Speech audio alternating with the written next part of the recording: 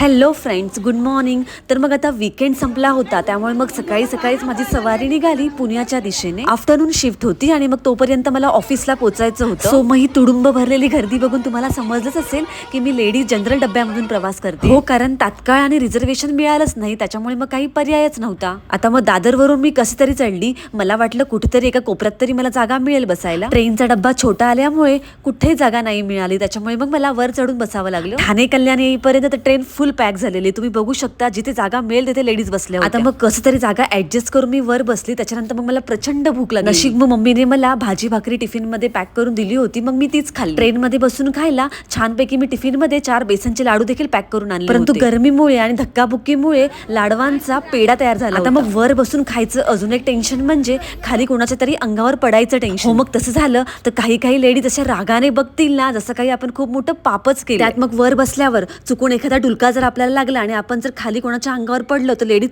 चोपतील. हे अजून भलतंच टेन्शन. टून करणं उडी मारून पटकन मी वर चढते खरं, परंतु खाली उतरताना ना दरवेळेस माझा गोंधळच उडतो. मग याचा त्याचा आधार घेऊन उतरावं लागतं. तुमच्या बाबतीमध्ये होत असेल ना. मग आता फायनली पुणे स्टेशन आलं आणि मी कसं बसं खाली उतरते. चलो बाय.